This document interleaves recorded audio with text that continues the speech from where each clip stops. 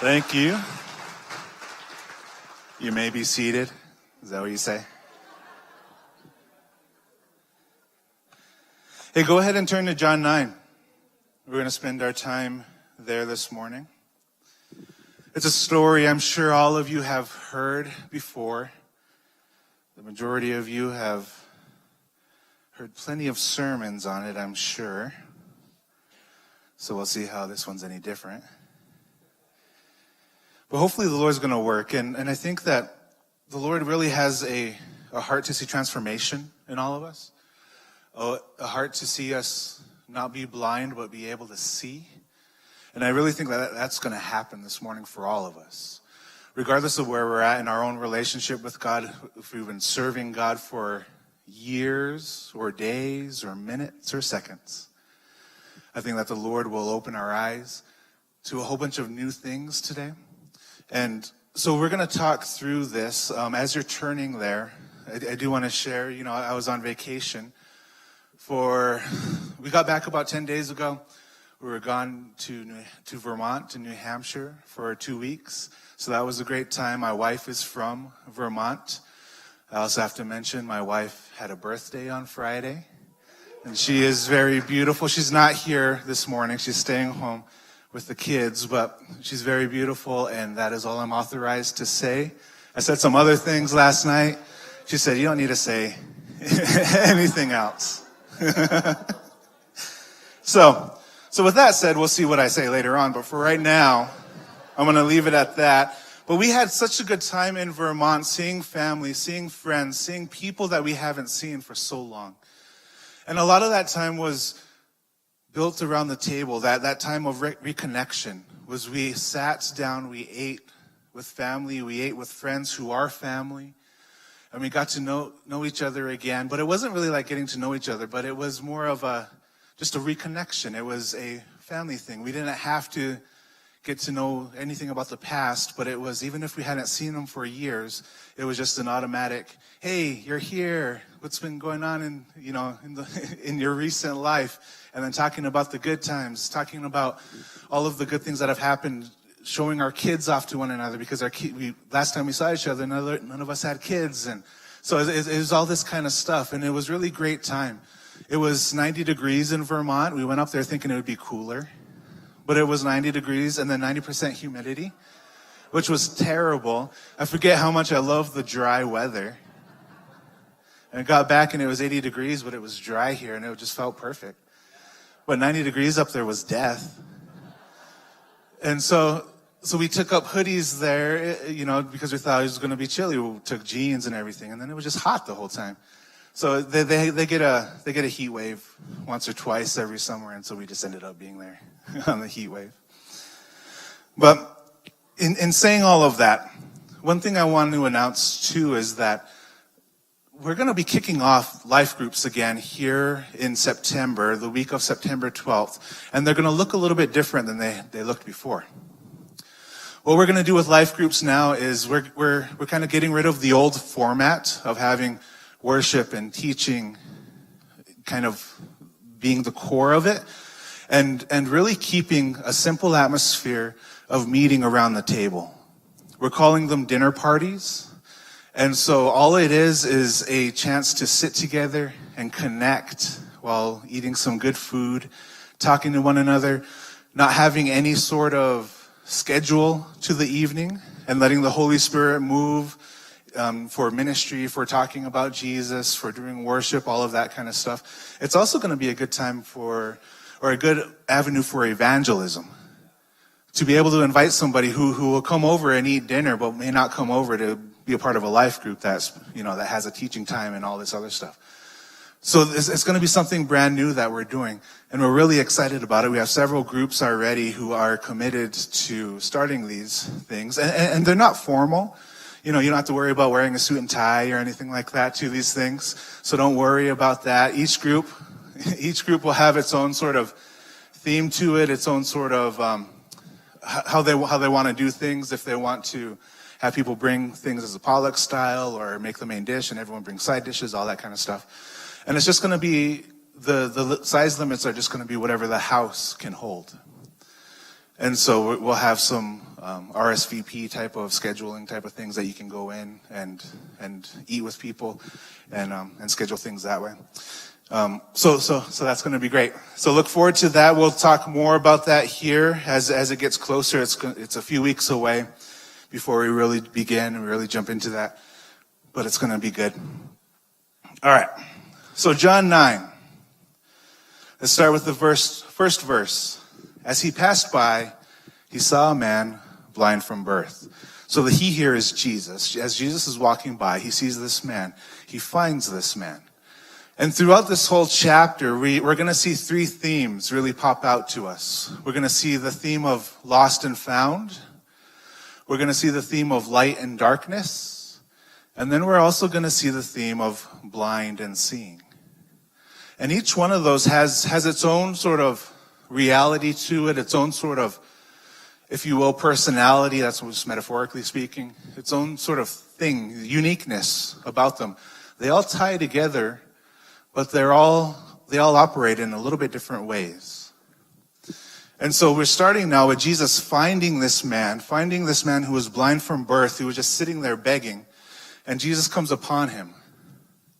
And Jesus could have just kept on walking, right? There was nothing that physically stopped Jesus from stopping and seeing this man to engage with him. He could have kept on walking, passed him by, going on doing whatever he was doing. But instead, he took the time to stop. He took the time to sit with this man. He took the time to talk to him. And it's amazing, we think about this theme that we have, coming to Jesus, and we get this idea in our heads about us finding the Lord. And when I was younger, there used to be a lot of this stuff about, have you found Jesus? People talking like that, evangelists talking like that. And really, if it was up to me, if I needed to find Jesus, I don't think I would have ever found him. Because I can't find anything. And my wife knows that well. She knows that if she asked me to find something, there's a good 80% chance I'm coming back empty-handed. When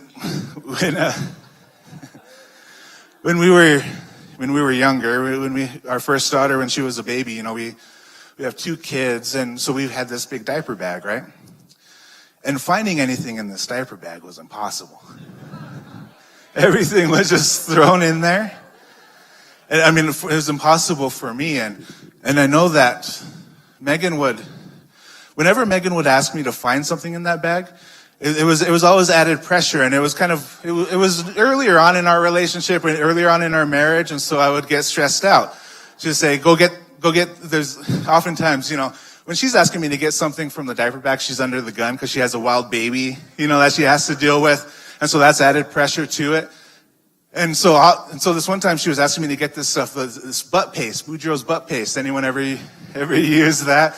This stuff's like magic. It helps with diaper rashes, and you need it. Every single time you change a diaper, you need Boudreaux's butt paste. And so she had my daughter down and wrangling her, and obviously she couldn't get up and get something from the diaper bag. And so she said, "Babe, can you go get the butt paste for me?" And then all of a sudden, it's just like fear in my heart. It's like, okay, well, I'm gonna try. And I put on a good face, like, yeah, I'll get it, yeah. But walking up to it, I know that I'm not gonna find this thing. And so I start digging through this bag, right? And diaper bags have all kinds of pockets everywhere, and then they have like extra pockets that aren't attached to the bag, and then this accordion thing that pops out that has all kinds of pockets there too. And I'm looking, and then I know she's behind me, and I know she's getting angry, which is my heart rate is going up, as it's happening, and I get to this point of where I have to just give up. I'm looking through things frantically, sweat just pouring down, and I have to say, I can't. And I have to pick up the bag, and I take it to her. And then she opens it up, and then all of a sudden, there's this pocket that wasn't there 10 seconds earlier, right? And it's like in Chronicles of Narnia where that wardrobe just chooses to open at random times, and she gets it. And she opens up that pocket, and some Narnia snow flies out, and she grabs the butt paste. And she holds it up and she's mad. She says, "It's right here." And then she does what she does. And then I grab the bag. I look, the pocket's gone. And I go and put it back. And so, true story, and all that to say is that it's hard to find things, right?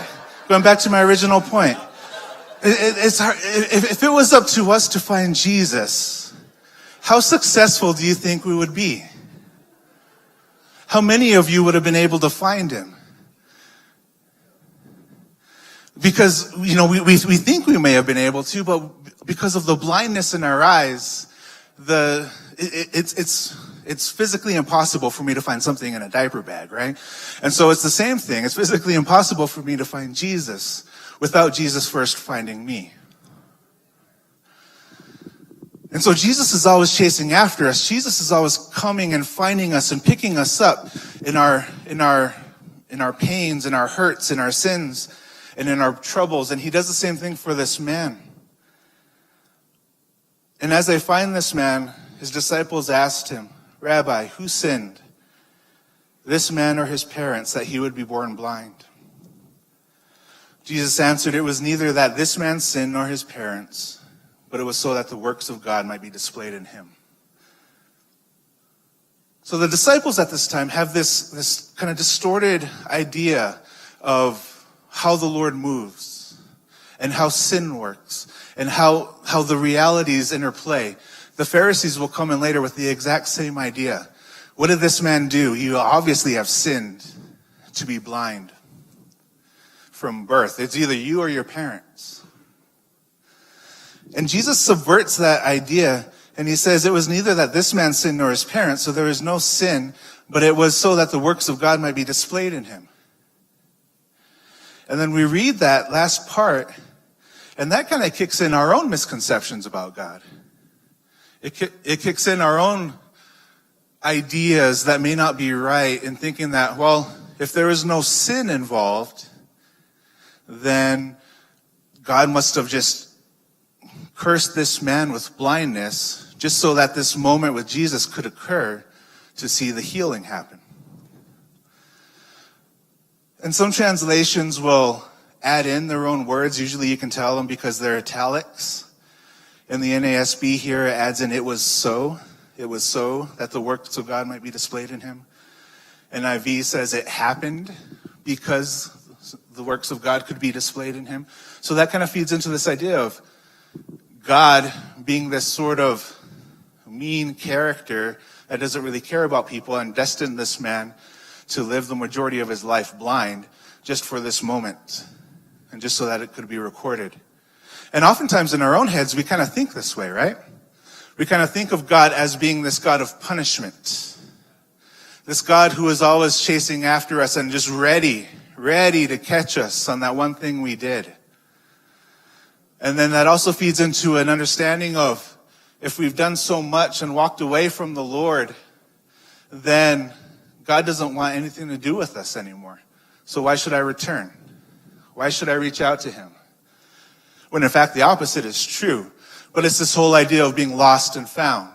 This lost mindset. When we're lost, it feels more comfortable to be lost. But being found is where our true identity is. Being lost is the fake stuff. Being found is the real stuff. But yet we let it work in our heads and we let it hurt our hearts and we get to the point where we want to choose to be lost. It happens over and over again. And this man here was sitting there. He was lost. He didn't really have an understanding of Jesus as the Messiah, but Jesus found him and began to work on him, began to open his eyes, began to do some things in this man to help him to understand. There's this three-piece sort of movement here that happens within this chapter for this man's life. These moments of understanding and revelation coming upon him and his response to it. Because our response really matters. The response that we give to what the Lord is doing to us really carries a lot of weight. The Lord can chase after us. The Lord can follow us, but if we don't want to be found, we can stay lost, right?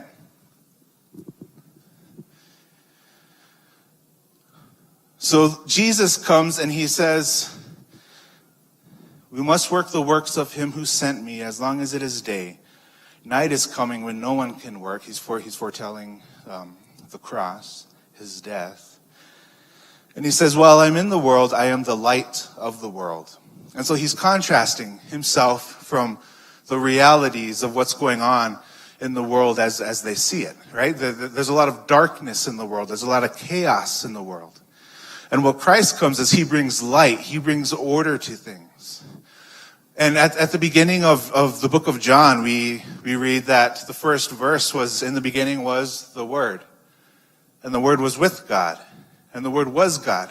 And John really takes a lot of pains to develop the fullness of the deity of Christ. That Christ is not just this man who did good things, but he was a fully man, fully God personhood who came to earth for us, who came to earth as an expression of love from our Father, from Yahweh. And so as he's on earth, he does the works of the Father, because that's bringing light into the world. When we think back in Genesis of how God created things, and what it was before was just water, it was chaos. A lot of old writings from that time, from that era, Canaanite writings, would talk about the ocean as being an example of evil, as a sort of manifestation of chaos. And what the book of Genesis did was establish God as one who brings created order to chaos, to this big thing, this big ocean that no one can tame, but the Lord can tame. And so in Genesis, we see how God established through 7 days, figuratively or metaphorically, depending how you look at it, but established through 7 days a created order to things.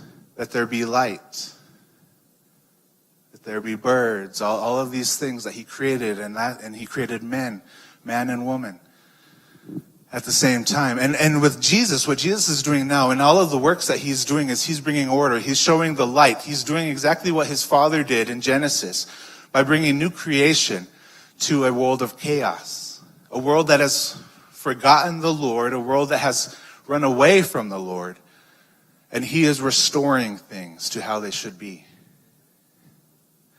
And that's all the works that the Lord is doing. And so he does this work in this blind man. He says, after he said this, he spat on the ground. This is Jesus. He made clay with the spittle and applied the clay to the blind man's eyes. And in verse 7, it says, he said to him, go wash in the pool of Siloam, which is translated sent. So the blind man went away and washed and came back seeing. And this is obviously an example of this new creation. This man was new after he did this. Jesus spit in the ground. He made some mud and he threw it on the guy's eyes. And he gave him a command. Go to Siloam, which is translated sent. Wash your eyes and you'll see your healing. And I wonder what that guy was thinking. He probably was a part of the synagogue at the time, because you couldn't be a part of community if you weren't a part of the synagogue. So he had heard stories about Yahweh. He had heard stories about the Torah. But what was his relationship with the Lord? And then too, you have this man, Jesus, who's claiming to be the Messiah at the time. And people are trying to figure out, do I trust him? Do I believe him? Is what he is saying is true? And he's going around doing all of these miracles. So I wonder if the blind man had heard that. Did he hear these stories and think, oh, well, maybe this is my chance? Or did he not hear these stories because they didn't have Twitter at the time? And there was no way for him to really get that real-time, connection of all the news all around the world. So he may not have known anything, too. And this may have just been some weird guy putting mud on his eyes. And when Jesus says, go wash in the pool, the guy's like, okay, well, I got it anyway because you got mud on my eyes. And he goes and he washes them off, and then all of a sudden he can see. Imagine how that man would feel having experienced this miracle, having experienced this new creation of himself. And he didn't understand what happened. God sent him away to the pool called Sent to experience his miracle. And God could have healed him immediately, right? There's other instances of God just healing people right as they are without having to do anything. He pulls somebody up and then they walk. But yet here he gave this blind man a task. And so why do you think he did that? Why do you think this man had to go somewhere to get his healing? What did the mud do? Was the mud anything special? There's nothing special about the mud. I don't think anything special about Jesus' spit or the pool, right? But the special thing was the man's obedience. The man could have just wiped off the mud from his eyes and still been blind for the rest of his life. He could have just sat back and said, well, God, I know you know what's wrong anyway, so I'm just going to let you work, and I ain't going to take this extra step to do it. That's how we act, often. But yet he took the steps to get up and then go walk to the pool of Siloam and to actually wash it off. And he found his miracle there. And it's that obedience that the Lord is after. This obedience it's why we do these baptisms too, because it's an act of obedience to the Lord. It's a public proclamation of our understanding of the Lord and our wanting to publicly affirm the Lord is actually Lord of my life and I'm going to follow him. But it's also an act of obedience that the Lord blesses. And all throughout the Old Testament, the main problem with Israel, the main problem with Judah too later on, is that they were not obedient to the Lord. The Lord kept on pouring out his love over and over again, saying, just listen to me, just be in relationship with me and you'll prosper. We'll have a relationship and I'll protect you. And Israel was just kept on looking to other nations, looking to other gods, saying, no, hearing from Yahweh saying, no, I don't think you can, but this God can. Or this nation over here, Egypt, they can help us. They got a lot of chariots. And all of that was an act of disobedience because it was Israel placing its trust in something other than Yahweh, other than the Lord. And over, their trust in these false things led to further pain, led to further degradation of the culture and of the morals of the people, that the Lord had to step in and allow consequences to come. And Israel was captured by Assyria. 100 years later, Judah, the remnant, was captured by Babylon. And so they experienced the consequences of disobedience. They experienced the consequences of running away from the Lord when the Lord just wanted to love them. And in the same way, us today, we run through the same thing. The Lord is always pouring out his love on us and telling us how much he loves us and how much he wants us to listen to him because his way is the better way. But we look to other things. We look to drugs. We look to other people. We look to power. We look to money. We look to that cool truck, whatever it is. We look to these other things and say, no, my happiness is over there. It's not up there. It's over there with this other stuff. God, you don't know what you're talking about. Thanks for sharing, but I'm going to go after this. And in the same way, what happened with Israel is that God's going to reach a point to where he has to just back up and say, okay, but I'm here for you. You go do your thing. Experience it. There's going to be some consequences there, but I'm here for you when you want to come back. And that's the beauty of the Lord. That's the beauty of who Christ is. That's the beauty of the Father. And you see it all throughout the Old Testament, especially in the prophets. I spoke about, in praying for Colleen, spoke about Jeremiah. That was the Lord's heart for the people. The Lord loved Israel. He didn't want them to go through the pain of being conquered, the pain of death, the pain of forced assimilation into another nation. He didn't want any of that to happen, but at some point, he had to let go. He had to step back, and he had to say, well, this is your consequence for your disobedience. And then whenever it happens to us, whenever we go through the discipline of the Lord, even though it's in love, we think, oh God, why are you punishing me? Why are you treating me like this? And we totally get this blindness about us in not knowing our own sins, not seeing how we've went astray. And we get this self-righteousness built up in us. That God's just mean. He's just doing this because he can. God doesn't care about me. And these lies kind of just start settling into us. But yet when the light comes, when Jesus comes and brings his new creation to us, we experience this transition from being blind to seeing. In the same way that this man, in John 9, he experienced that transition by being obedient to the Lord. By going to this pool, he had the miracle happen, and all of a sudden he could see. And then everyone around him, they were like, is this the same guy? Is this the guy that we've seen on the corner begging for money who's been blind his whole life? He looks like him, but he can see now. Like, how does that happen? And so for this man, this new creation, it spiked interest in other people, but it also spiked derision. Because some of those people went out and got the Pharisees, and the Pharisees came questioning the man, how were you healed? And they weren't interested in his healing. They weren't interested in him being a changed man. They were more interested in finding a way to catch Jesus in a sin of their system.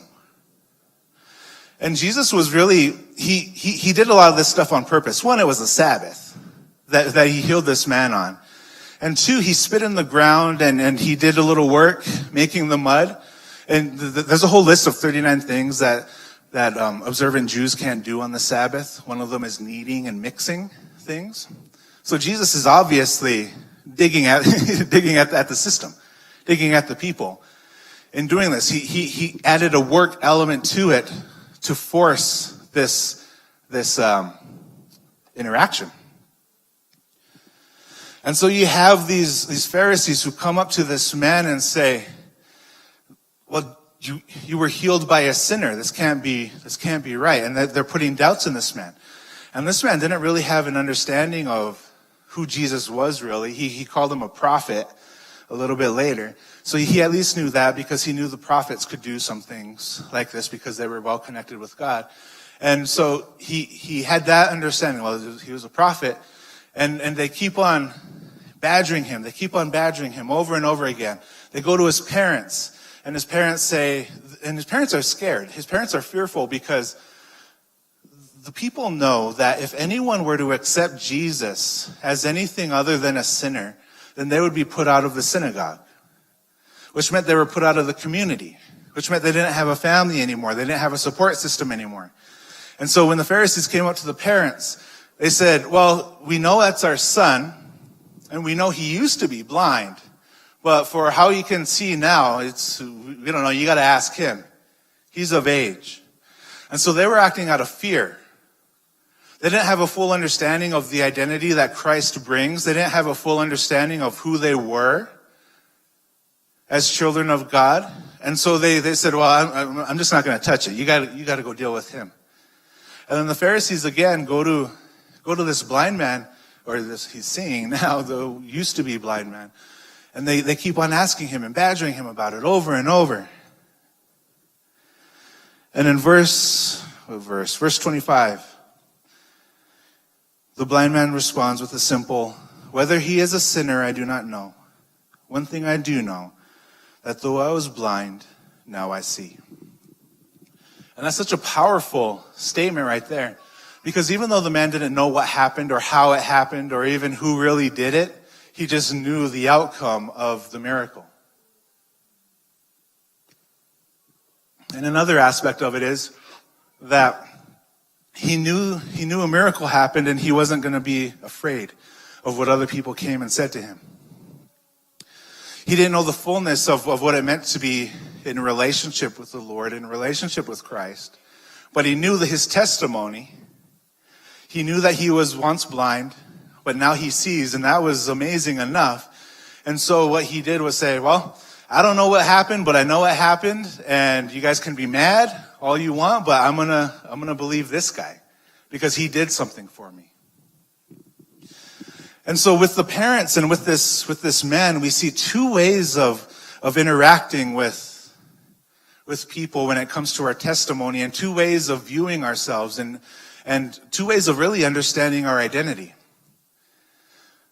The parents didn't understand their identity and were fearful. They tried to get out of the situation. They didn't want to face it head on. The man still didn't understand the situation, but at the same time, he wasn't afraid.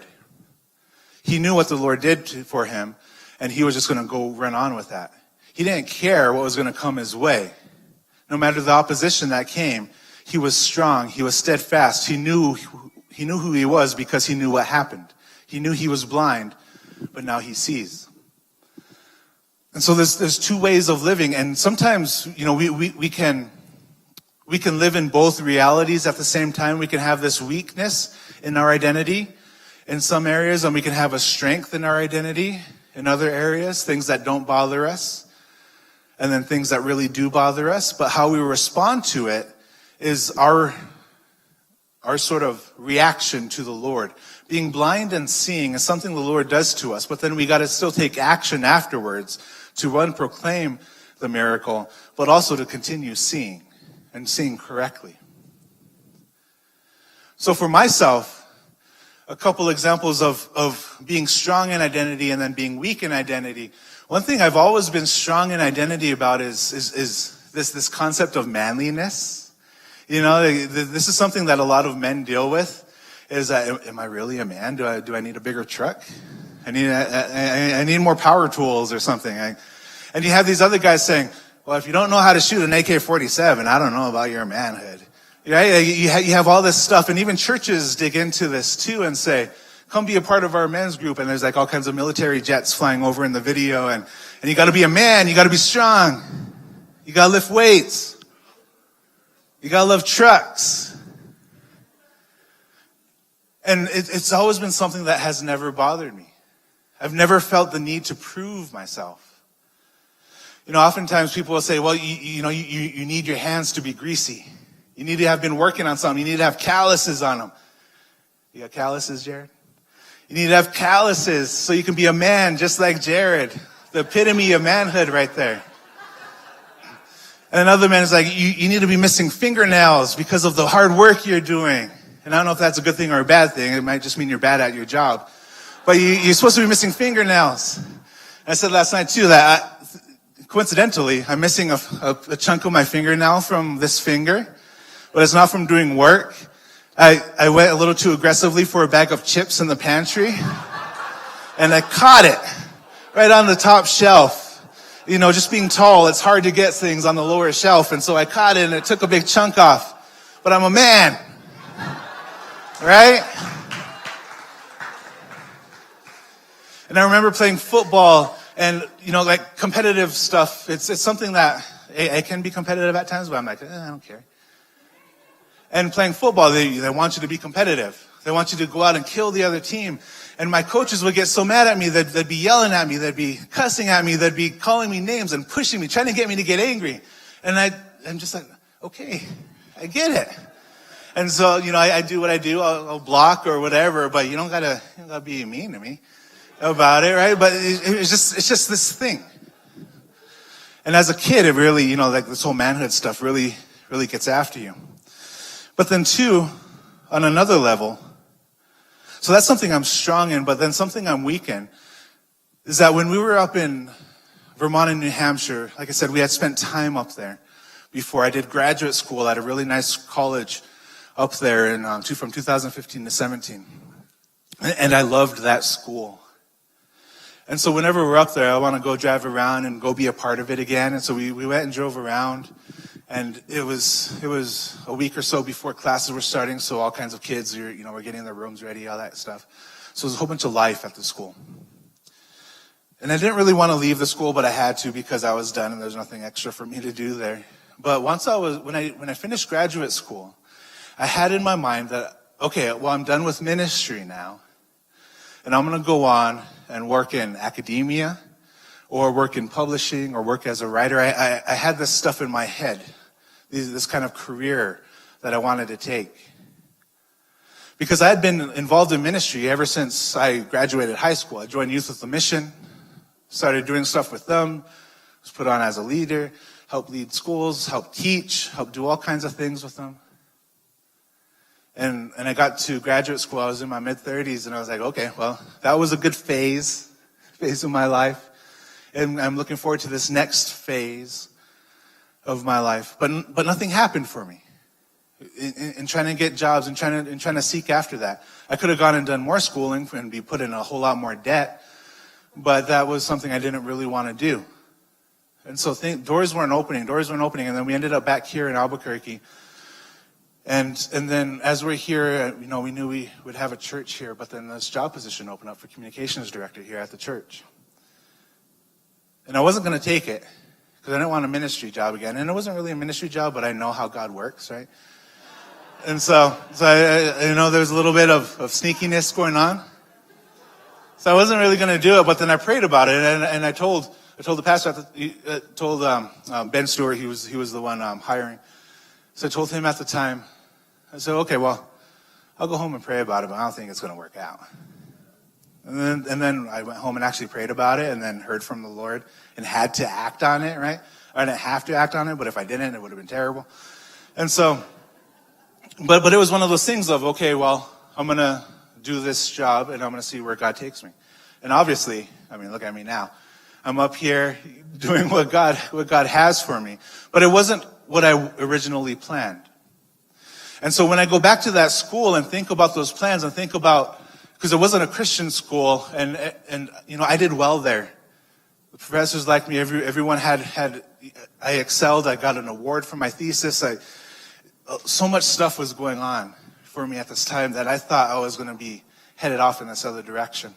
And so sometimes when I go to that school, I feel like a failure, or I get these ideas of, well, what did you really accomplish? Why did you even come to school here? And then at the same time, every year in June during commencement, and I see videos of commencement or see them getting ready for commencement, I get that same feeling again.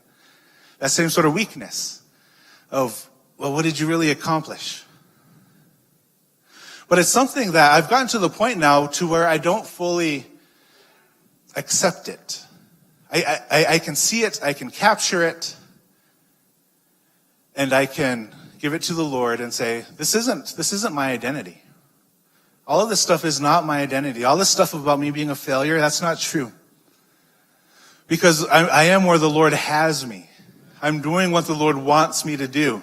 Even though it's a little bit different than what I thought, the Lord still wanted me to do this. And so with this blind man, you see that he carries that sort of sense that no matter what people say about him, no matter what people try to do to hurt his identity, he doesn't let it affect him. Because he's strong in that identity. His parents had the opposite. His parents were a little weak in their identity. In John 9:38, Jesus comes back to this man because he hears that this man got put out of the synagogue. So Jesus comes back and he finds this man and he reveals himself to this man as Jesus, as Lord, and as the one who healed him, because the man didn't see him the first time. And Jesus said to him, you have both seen him, and he is the one who is talking to you, talking about the Son of Man, this Savior of the world, this one who healed him. And in verse 38, the blind man says, Lord, I believe. And he worshiped him. So that was the culmination of everything that happened.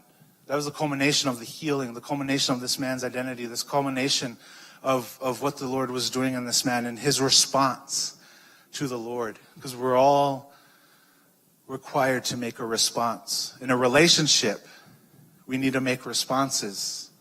We need to be active. It can't be a passive relationship. I can't be passive in my relationship with my wife, because then we wouldn't have a relationship. With the Lord, it's the same thing. When we think about God, when we think about Yahweh, sometimes it seems like this abstract idea of this concept somewhere out there. This concept that maybe has something to do with us, maybe doesn't, I don't know. But all throughout the Bible, how the prophets speak of Yahweh, how we see Jesus working, how we see the Holy Spirit work. we see that these are three in one, and they are beings, they are people, they are things that we can have a relationship with. And that's what the Lord is calling us to over and over again. Come, be with me, so I can be with you. Because the Lord still is just, right? He's righteous, He's holy. And so if we're not holy, if we're stuck in all the other junk, then we can't fully be with the Lord. We got to allow Christ to come into our lives. We got to allow, what we did with communion and remembering the blood of Christ coming over us, washing us, cleansing us, making us new, so that we can enter into that relationship with the Lord. So I'll end with a few questions and one more story. When this man gave his belief in the Lord, Lord, I believe, he was making a firm commitment because he had his questions answered. But he didn't always have, I shouldn't say he had all of his questions answered, because not all of them were answered, but he knew enough. He knew his testimony. And he knew that that was strong enough for him, that even though he didn't know how he was healed, he just knew that he was healed. He knew he was once blind, and now he sees. And that was enough. And the Pharisees came to him with all this other stuff. And it's the same thing for us today. When we go out there, we get bombarded with ideas. Is Jesus who he really says he is? Was Jesus a real man? Was he a figment of our imagination? Was he just something that people made up for a story? Was Jesus really God? And we get bombarded with those, and we feel like we have to have a response. We have to have a valid comeback for them all the time. But the reality is we don't. We don't have to have an intellectual response, even though it's good to have something ready at the time to talk about it, to engage in conversation with people who are like that. But ultimately, if it freaks you out that people are coming at you and coming at your identity with stuff like that, you can just be like this man. He says that though I was blind, now I see. Though I was addicted, now I'm free. Whatever it was in your past that you're no longer living, you have that testimony to give. So we have to believe that Jesus is who he says he is. Second thing to think about is, are we blind? What's blinding us? Do we feel like we're seeing? Later on, the Pharisees come up to Jesus, and because they hear this man talking to Jesus, and Jesus says, for judgment I came into this world so that those who do not see may see, and that those who see may become blind. And the Pharisees heard him and said, we're not blind too, are we? And Jesus said to him, if you were blind, you would have no sin. But since you say we see, your sin remains. So with the Pharisees asking, are we blind? It wasn't necessarily an honest question. They were being defensive, responding to the Lord.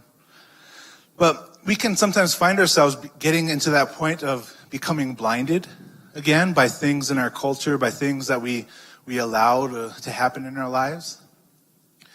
It can happen with addictions, right? We can become re-addicted, and then it becomes a problem to be able to see reality once you are addicted. It can also come in the form of various forms of idolatry, looking to money, wealth, power.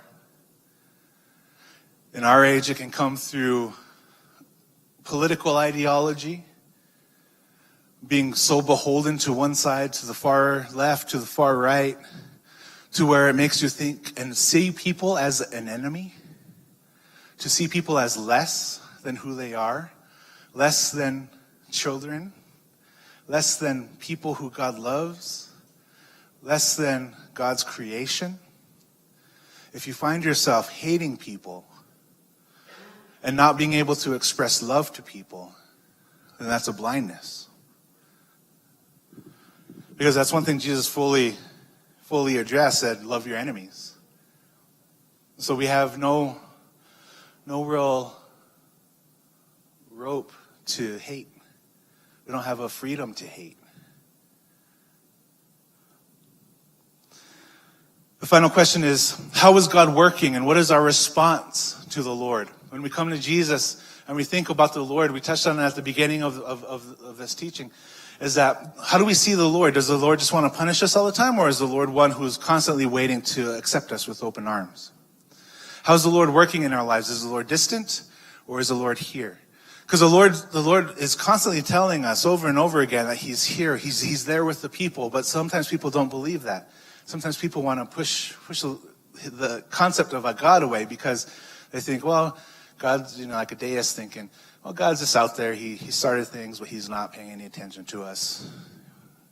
Why should he pay attention to me? And so that's all a distortion, right? It's all a distortion of what God is doing in our lives because we try to see God as somewhere distant. So we need to fully see, we need to fully react, we need to fully understand, are we blind in how we see how the Lord works in our lives? Do we see Christ as living inside of us?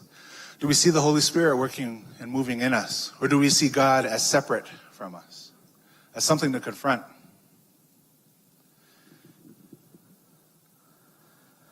I'll finish with this story. And I'll tell this story before I tell people to stand. Megan told me last night, because I had people stand before I told the story, and then she said, you did the classic preacher thing where you had people stand for 10 minutes as you finished. So that's where I get all my critiques about my sermons and how to be better at life. So in thinking about all these questions and in thinking about the Lord, on Friday was my wife's birthday, and then at the end we had dinner, we had cake, and the kids ate cake, and I have a 7 and 9-year-old, a boy and a girl, and they were running all over the house, running upstairs. They were wild, being loud. They're slamming doors, running around, and I hate when I hear the doors slamming because I can just think of mangled fingers in hospital visits. And I don't want that to happen, so I'm constantly telling them over and over again, stop playing with the doors. And so this was another chance. So I called them down, and they came down, and I gave them my whole spiel about stop playing with the doors. I don't want you to hurt your fingers, all this stuff. And then I tell them, okay, you can go once I was done.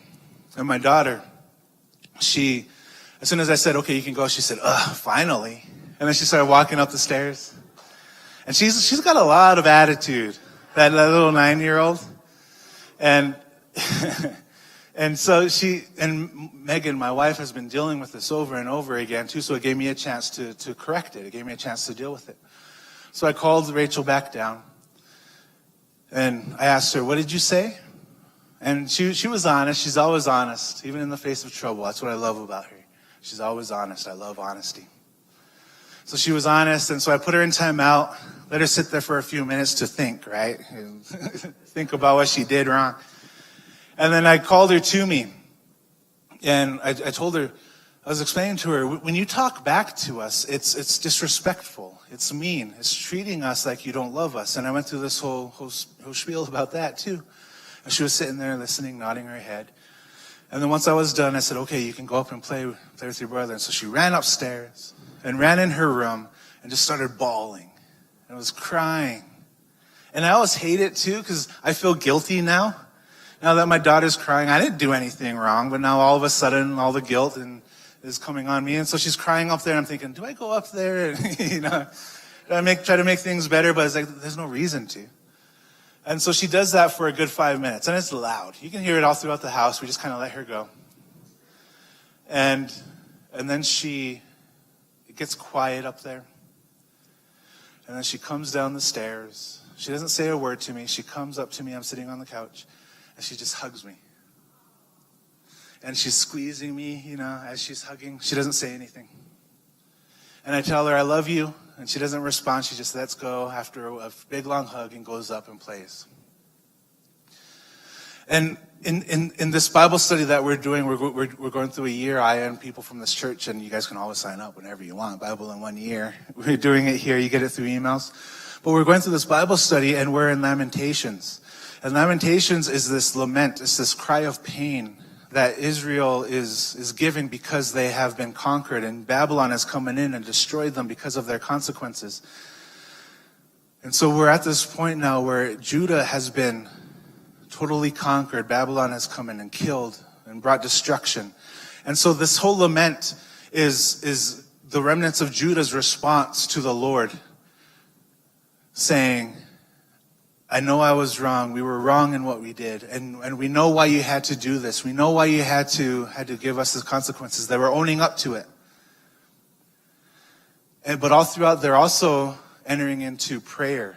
They're also entering into praise and saying, Lord, we want you again. We want to come back to you. And it's like they're going up to Yahweh and just giving them that hug, just like my daughter gave me. And hugging them, hugging Yahweh and saying, I'm sorry.